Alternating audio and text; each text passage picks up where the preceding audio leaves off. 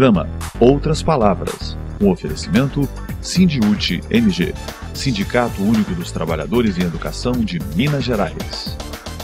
Olá, no programa de hoje você acompanha a entrevista que o governador eleito Fernando Pimentel concedeu ao Outras Palavras em outubro deste ano, quando ainda era candidato ao governo de Minas. Vale lembrar que todos os candidatos ao governo do estado e ao Senado foram convidados pelo programa Outras Palavras para apresentarem suas propostas à categoria.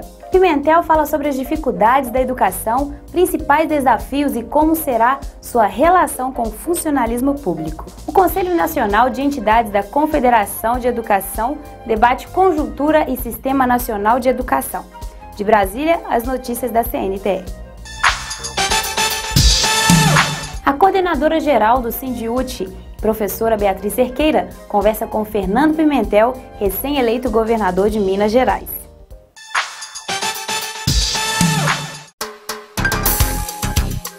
Educação em debate. Nosso convidado de hoje é o governador de Minas Gerais, Fernando Pimentel, pela coligação Minas para Você. Pimentel, é um prazer recebê-lo. Muito obrigado, Bia. Prazer estar aqui com você e falando com os nossos telespectadores. Muito importante esse espaço que vocês abrem aqui no Outras Palavras. Pimentel, a nossa primeira pergunta é sobre o atual modelo de gestão aqui em Minas Gerais. Qual é a sua avaliação? O modelo do choque de gestão deu certo aqui para Minas?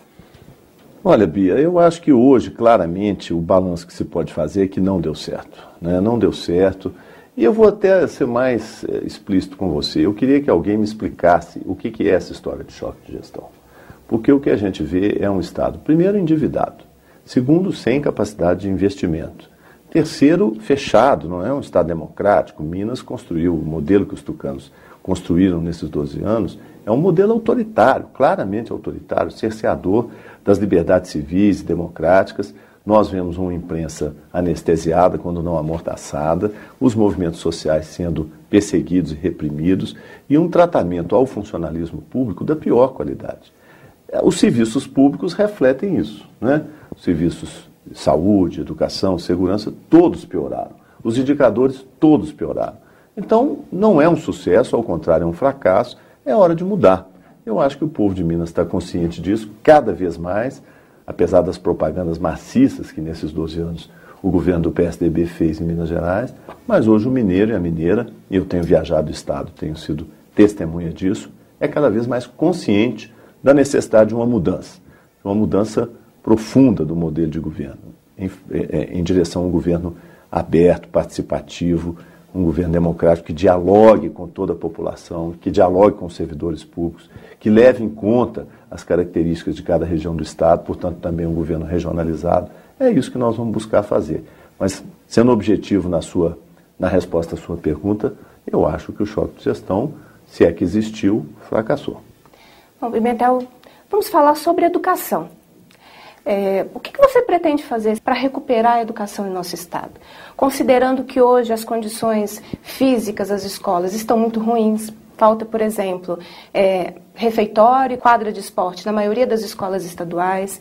A carreira dos trabalhadores em educação é uma carreira sem perspectiva de futuro, congelada até dezembro de 2015, e a cada período do choque de gestão, essa carreira foi reformulada, tirando mais ainda a perspectiva de futuro, e é de conhecimento nacional que Minas Gerais não paga o piso salarial profissional nacional enquanto vencimento básico, tirou todos os direitos e vantagens e impôs o subsídio como forma de remuneração. O que fazer para mudar essa realidade? Que compromisso você assume com os trabalhadores em educação e com a sociedade? Porque mudar a situação da educação reflete em toda a sociedade. Com certeza. Bom, eu acho, Bia, que a primeira coisa aí é nós fazermos um diagnóstico amplo e profundo, preciso, da situação da educação em Minas Gerais. E para esse diagnóstico ser feito, nós temos que trabalhar junto com os trabalhadores de ensino, né? Tem que ser feito em conjunto com a categoria de professores, dos demais trabalhadores de ensino, um diagnóstico que leve em conta tudo isso que você falou, a carreira, a remuneração, as condições físicas das escolas, os currículos, né? A adequação do trabalho educacional a cada especificidade de cada região, tudo isso tem que ser levado em conta. Então, um diagnóstico tem que ser feito logo de início, para nós definirmos as prioridades juntos e trabalharmos juntos para alcançá-las. Evidentemente, uma das principais, se não a principal prioridade, vai ser recuperar a carreira de professor. valorizar outra vez a categoria, né? Se existe hoje uma categoria que foi desprezada, que foi, eu diria até sem exagero, humilhada pelo governo dos tucanos, é a dos professores. Você, melhor que ninguém, sabe disso, você é a liderança importante da categoria de professores. A greve dos 112 dias é um exemplo de não política pública, né? Como não fazer, né? Não dialogou, não negociou, e no final das contas, o resultado é que os tucanos chancelaram o governo deles como um governo anti-educação, anti-trabalhadores da educação. Então mudar isso não vai ser de uma hora para outra. Eu acho que nós vamos ter que ter, primeiro, muita competência para dialogar, construir juntos essa pauta de reformas, né? Eu já assumi, você sabe disso, com a CUT, o compromisso do Piso Nacional da Educação aqui em Minas, nós vamos implantá-lo, né? Outro dia um jornalista me perguntou, mas vai ter recursos para isso?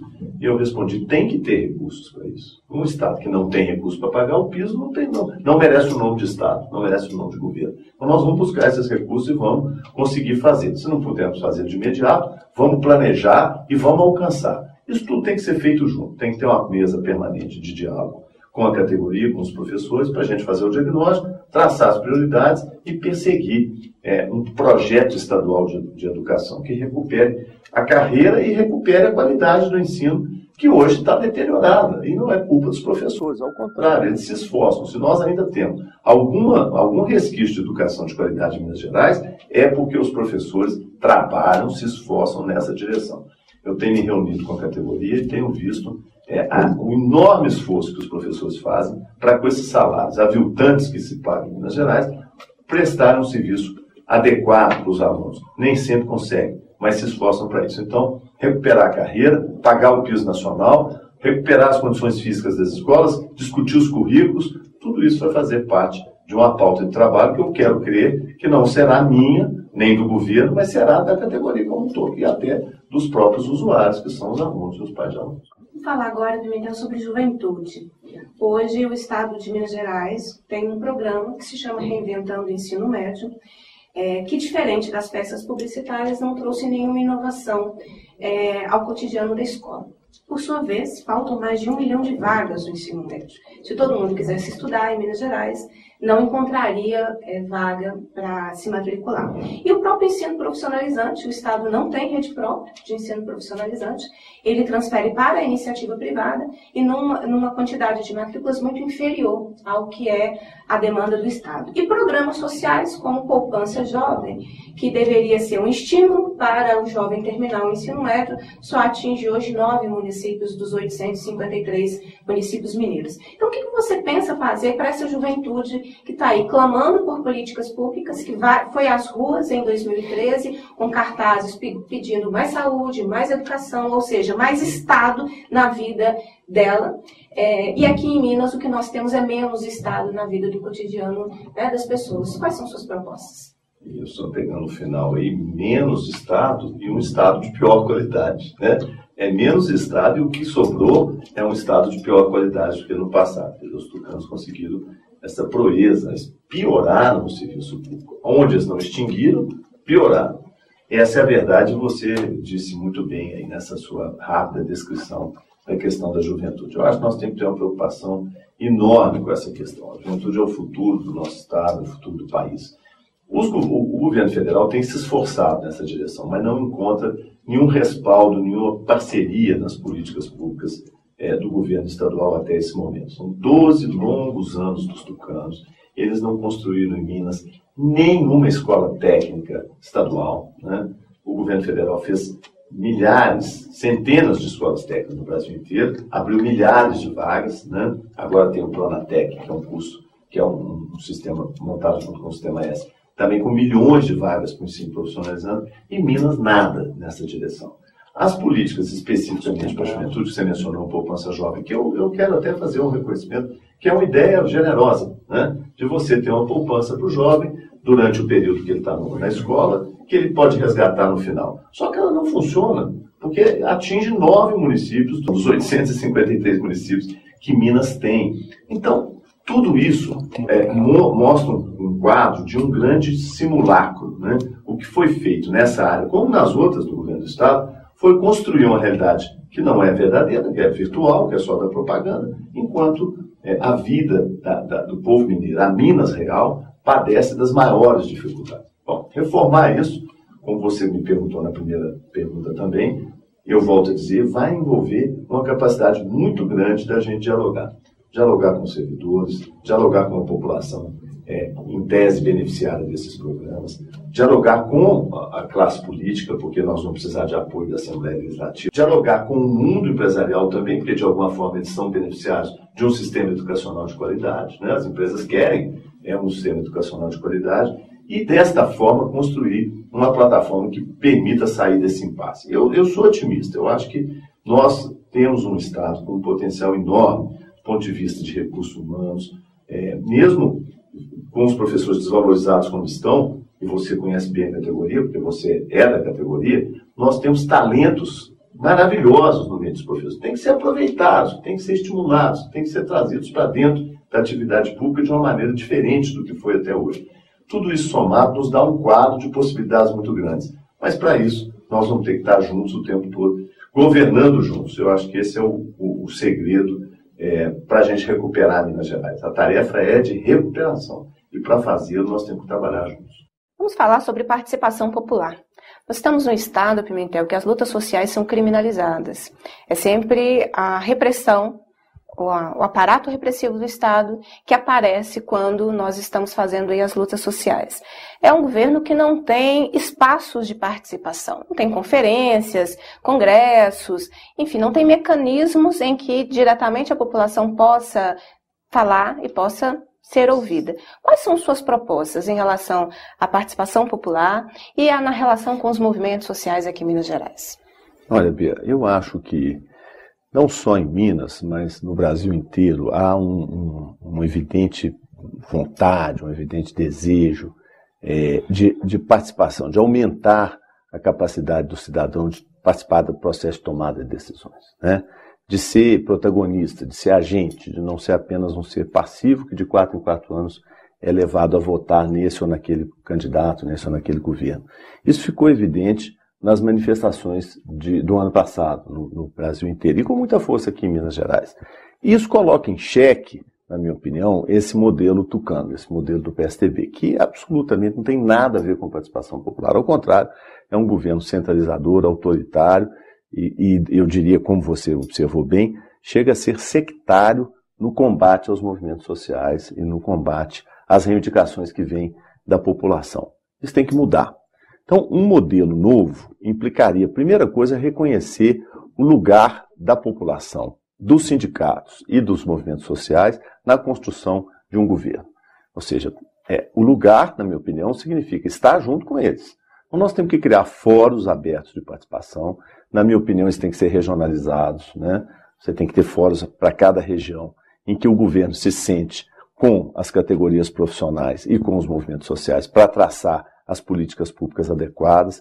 Eu digo regionalizado, porque Minas é um estado que tem regiões muito diferenciadas umas das outras, então nós temos que ter isso por região e isso chegar até o centro da tomada de decisões. Ou seja, isso não pode ser só um enfeite. Você faz o fórum, reúne, discute e aquilo depois não leva a lugar nenhum, porque nós já vimos isso acontecer também. Não, isso tem que ser um processo de fato deliberativo para a tomada de decisões. Eu fico muito à vontade para falar isso, porque nós somos protagonistas, fomos, né, quando eu fui prefeito, de uma experiência importantíssima, que é a do orçamento participativo, mas indo mais além dela. Fomos nós que criamos os conselhos municipais, a maioria deles, e as experiências das conferências de educação, da conferência de saúde, da conferência de política urbana, que, de fato, colocaram Belo Horizonte no rumo correto da participação popular. Eu acho que é possível fazer no estado inteiro e é o nosso compromisso, nós vamos fazer desse jeito. Voltando ao funcionalismo, Pimentel, nos últimos anos, não só a educação, mas os trabalhadores dos outros setores do funcionalismo sofreram muito com políticas de baixos salários e com a ausência de um efetivo processo de negociação. Quais são suas propostas para o funcionalismo? Como é que você pretende se relacionar com o funcionalismo público estadual? Essa pergunta é importante para a gente, mais uma vez, fazer outro diagnóstico aí no que diz respeito à gestão pública e mostrar o fracasso que foram, né, estão sendo esses 12 longos anos de governo Tucano. O Minas Gerais não tem mais política para o funcionalismo público, a verdade é essa, né? A hierarquia salarial, as carreiras, tudo isso foi destruído nesses 12 anos de governo Tucano. Não é só com os professores, né? Eu converso hoje com o funcionalismo como um todo, destruíram o IPSENG, o setor de saúde extremamente mal remunerado e desvalorizado, a Polícia Civil extremamente desestimulada e a Polícia Militar, que até tem hoje uma carreira razoavelmente equilibrada, mas também insatisfeita em função da falta de equipamentos, da falta de recursos, da falta de apoio que eles têm para a atividade deles. Então, o quadro com o funcionalismo é um quadro de caos. Não bastasse isso, um total desrespeito às entidades representativas do funcionalismo público estadual. É um desrespeito completo. Chega a ser, eu diria, cruel o que é feito com os aposentados, por exemplo, e o que foi feito com os professores e o que é feito com as categorias profissionais do Estado. Começar do zero, começar de baixo. Primeira coisa, montar uma mesa permanente de negociação, mas não é com integrantes do segundo escalão do governo. É com integrantes do primeiro escalão e com o governador eventualmente participando. O que eu digo eventualmente é com uma certa periodicidade. De 2 em 2, ou de 3 em 3 meses, o próprio governador tem que estar presente na negociação, para que essa coisa avance. Ampliar a negociação, que ela não seja apenas para atender pautas específicas que são importantes do funcionalismo, mas envolver o funcionalismo público do Estado na discussão das decisões estratégicas, porque essa é a concepção correta. Quer dizer, nós vamos ter, por exemplo, um bom projeto estadual de educação se os professores, além de motivados, com a carreira adequada, se sentirem envolvidos no processo de tomada de decisão. A decisão não pode ser tomada dentro de um gabinete fechado, com meia dúzia de supostos especialistas, mas que, na verdade, nunca entraram na sala de aula de uma periferia de uma grande cidade ou numa escola rural de Minas Gerais e vão ditar o que vai ser a educação no Estado. Não pode ser assim. E não será assim. Nós vamos fazer um governo participativo, democrático, de diálogo, de construção comum e regionalizado. Esse é o plano que a gente tem de governo. Eu acho que é o único modelo possível para salvar Minas dessa destruição que foram esses 12 longos anos de governo Tucano. Então, qual que é a sua opinião sobre a reforma política? Eu acho que nós carecemos muito de uma reforma política. Eu confesso para você que eu não tenho clareza do que é mais importante no primeiro momento, né? Mas o sistema político brasileiro, do jeito que ele está hoje, ele se tornou disfuncional. Ele é disfuncional, seja para atividade política estrito sensu, seja para facilitar a população escolher bons candidatos, né? Você não tem financiamento público, você tem um grau de infidelidade partidária imenso, né? Uma verdadeira salada de siglas no quadro dos partidos, e partidos com pouca consistência ideológica, com pouca consistência programática. Isso tem que mudar. A forma de fazê-lo, eu confesso que não tem a receita, mas há um anseio muito grande da população e acredito que o Brasil vai caminhar nessa direção nos próximos anos. Qual é a sua opinião sobre a democratização dos meios de comunicação?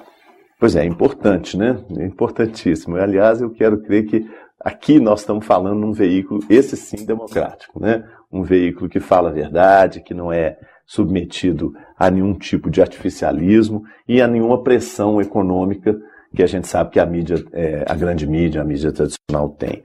Eu sou francamente a favor. Eu acho que essa necessidade em Minas é mais premente ainda, né? A minha ideia é ampliar o leque de ofertas publicitárias do governo do Estado para os veículos da mídia alternativa e para os veículos da mídia regional, né? Desconcentrar o que é feito hoje. Hoje, a maior parte da verba do Estado vai para alguns poucos veículos que são os de sempre, que a gente sabe quais são, e que têm as opiniões que a gente sabe quais são também. Nós temos que desconcentrar isso, abrir, democratizar, porque com esse recurso aberto e democratizado, nós vamos ver brotar e surgir veículos importantes, né, que hoje não conseguem ter espaço, mas veículos importantes para construir a boa informação. E um povo bem informado é um povo que vai ajudar a fazer o que nós queremos. Um Brasil próspero, uma Minas Gerais próspera, justa, uma Minas Gerais mais fraterna do que hoje. Vamos construir isso e aí a democratização dos meios de comunicação é parte importante desse projeto. Aqui em Minas existe uma prática da precarização do trabalho através da terceirização. Qual é a sua opinião sobre isso? Terceirizar serviços no setor público é a alternativa para melhorar a qualidade? Não, Bia, eu acho que a terceirização até pode ser utilizada, mas em caso extremo, quando você realmente não tem condições de cumprir aquela função, qualquer que seja ela, com o servidor efetivo, com o servidor concursado, que é o objetivo de todo serviço público. Serviço público de qualidade é prestado por servidor concursado. Agora, eventualmente, você pode ter aqui ou ali um setor em que ou o concurso demorou, você não conseguiu preencher o cargo, aí você usa o recurso da terceirização. É como recurso. E não como está sendo feito já há 12 anos em Minas, como eixo principal da prestação de serviço público. Nós vamos ter que mudar e vamos mudar esse modelo, vamos voltar a valorizar as carreiras públicas do funcionalismo. E para finalizarmos, vamos falar de saúde e segurança pública, que são temas importantes que a população também sofre cada vez mais. Qual é o seu breve diagnóstico sobre isso no Estado e suas propostas? Saúde, de fato, o Estado deixou inteiramente a desejar, né? Em 12 anos não fizeram um único hospital regional. Nós vamos herdar 9 esqueletos, 9 obras inacabadas, inconclusas, algumas até paralisadas. São os famosos hospitais regionais que não foram feitos. Então tem que terminar os hospitais e oferecer apoio aos municípios na tarefa deles de dar atenção básica, porque não falta esse apoio do governo federal, mas do governo estadual falta. A segurança em Minas piorou demais, né? A segurança hoje é uma preocupação enorme nas grandes, nas médias, nas pequenas cidades e até na área rural. Completar de novo o efetivo da Polícia Militar, valorizar de novo a carreira da Polícia Civil, está extremamente desmotivada, e nós temos um quadro de jovens delegados concursados agora, 400 ou 500, muito motivados, mas desestimulados em função dos baixos salários e de uma carreira ruim, e organizar melhor a questão da segurança com enfoque regional. Eu acho que tanto saúde quanto segurança, se nós adotarmos esse modelo que eu tenho dito, de diálogo, de construção conjunta e regionalizado, nós podemos avançar muito para melhorar o serviço público nas duas áreas. Pimentel, agradecemos a sua disponibilidade, a sua participação. Eu que agradeço o espaço aqui, Bia, e dizer que fiquei feliz de poder falar com um público qualificado, que é o público desse programa, do Outras Palavras. Muito obrigado. Tire sua dúvida com o Departamento Jurídico. Tira dúvidas. Sou professora do Estado e estou em estágio probatório. Posso pedir mudança de lotação ou de remoção? Não. De acordo com o Estatuto do Magistério, a movimentação de pessoal, no caso, mudança de remoção ou de lotação, só é permitida para aqueles servidores efetivos e estáveis no serviço público. A estabilidade, ela só é alcançada a partir do momento que o servidor cumpre todos os requisitos do estágio probatório. De Brasília, as notícias da CNTE. Momento CNTE. O Conselho Nacional de Entidades da CNTE se reuniu nos dias 4 e 5 de dezembro em Brasília. A Confederação Nacional dos Trabalhadores em Educação protocolou na quinta-feira um documento na Embaixada do México com um abaixo-assinado dos participantes do CNE, exigindo justiça pelo desaparecimento e possível massacre dos 43 estudantes do magistério daquele país no mês de setembro. Com a presença do ex-presidente da CNTE, Carlos Augusto Abicalil, o Conselho debateu o Sistema Nacional de Educação. Segundo Abicalil, a descentralização do modelo federativo brasileiro traz implicações. Nós temos um modelo federativo que é único no mundo, onde os municípios têm autonomia. Então, em outras repúblicas federativas, esse fenômeno não ocorre. Você tem as unidades que hoje aqui no Brasil são conhecidas como Estado e o poder central. Então, no caso brasileiro, tem uma complexidade a mais em relação ao resto do planeta, em razão de nós termos 5.670 municípios autonômicos, com capacidade tributária e capacidade de organizar a oferta de serviço público e com uma carência de regulação nacional em diversos aspectos, sobre quando um município for incapaz de exercer as suas competências prioritárias, como é que se faz a ação supletiva do Estado ou da União em matéria educacional. Em algumas políticas públicas já se alcançou soluções melhores, como é o caso do Sistema Único de Saúde. Quando a gente falar de Conselho de Saúde, nós estamos falando da mesma coisa em qualquer município brasileiro. No caso da educação, se eu falar de Conselho de Educação, eu posso ter 30, 40 variações diferentes sobre sua composição, sua competência, suas atribuições, sua interface com os estaduais e o nacional. Portanto, é um universo de diversidade onde a unidade é prejudicada. O PNE prevê a implantação do Sistema Nacional de Educação 2 anos após o plano entrar em vigor. Agora resta 1 ano e meio para que a lei seja aprovada.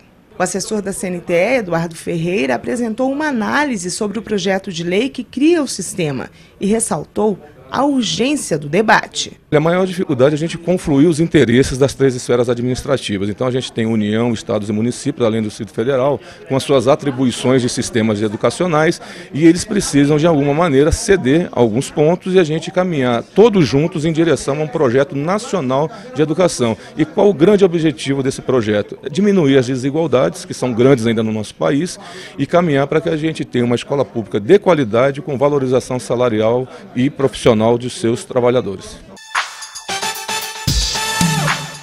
Vamos esclarecer um pouco mais sobre as dúvidas dos trabalhadores no Momento CUT Minas. Momento CUT Minas. Tem como reduzir a jornada de trabalho sem reduzir o salário? É possível, é uma das grandes campanhas da nossa central sindical, que é a redução da jornada de trabalho, para que o trabalhador ou trabalhadora tenha mais tempo para se dedicar à sua formação e ao seu lazer, que são fundamentais para quem reivindica uma vida digna. E também porque nós achamos que a redução da jornada de trabalho possibilita uma quantidade maior de pessoas empregadas. É uma campanha mundial também. Em todos os países do mundo, as organizações sindicais lutam pela redução da jornada de trabalho. Portanto, é possível. Acho que nós tivemos no Brasil nos últimos anos uma melhoria salarial, mas também os patrões ganharam muito, né? Houve um crescimento muito grande na economia brasileira. Portanto, os patrões têm condições sim de reduzir a jornada de trabalho e não mexer no poder de compra do trabalhador. Profissão educador. Eu me chamo Maria Rosa da Silva, trabalho na Escola Maria Fonte, distrito de Caratinga. Eu estou aqui lutando pelo meu trabalho, para minha aposentadoria. Eu já estou com 18 anos de trabalho. Nada foi feito para mim. Como eu vou ficar nessa situação minha? Lutei debaixo de chuva, debaixo de vento, trabalhando de chão, debaixo de enchente. E aqui, governador, como é que vai ficar com a minha aposentadoria? Eu já estou passando da hora, que eu já estou com 64 anos de idade. Eu estou numa situação muito grave. Ô governador, dá um jeito de olhar isso para nós, ué? Meu nome é Eduardo Serpa, eu sou bacharel em artes e sou lotado na Escola Estadual Flávio dos Santos, em Belo Horizonte. O meu trabalho como educador ele é voltado para uma condição de luta e eu, na minha luta, prezo muito a questão da educação num sentido maior. E dentro de um contexto hoje em que a educação não está sendo valorizada a contento, lamentavelmente, hoje a gente passa pelo percalço da desvalorização, enquanto que o objetivo maior nosso é a valorização, a dignidade, lutar por aquilo que merece ser lutado, pelo que nos torna maior na profissão. Na conjuntura atual, o meu salário é pertinente a R$ 1.240 e poucos reais. E como bacharelado em arte não é uma licenciatura plena, eu ganho menos do que os colegas que têm a licenciatura plena. Isso é certo? Estou sendo valorizado? E tem um contexto em que passamos pela valorização de desempenho. Tenho que trabalhar dignamente, com todo respeito por aquele que merece o meu trabalho e merece dignidade. Então espero que o governo aprenda a valorizar a educação, o educador.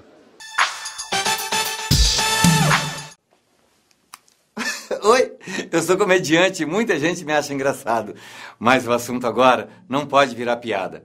Imagine, professores adoecidos sem piso salarial que não podem sequer comer na escola, salas de aula superlotadas, escolas funcionando no lugar onde já foi um motel e outra em um posto de gasolina. A maioria das escolas sem quadra de esporte ou refeitório. É difícil acreditar que tudo isso não seja uma piada. Mas essa, infelizmente, é a realidade das escolas estaduais. Nos últimos anos, o governo de Minas deixou de investir mais de 8 bilhões de reais em educação. Não deixe que a educação em Minas se torne uma piada de mau gosto.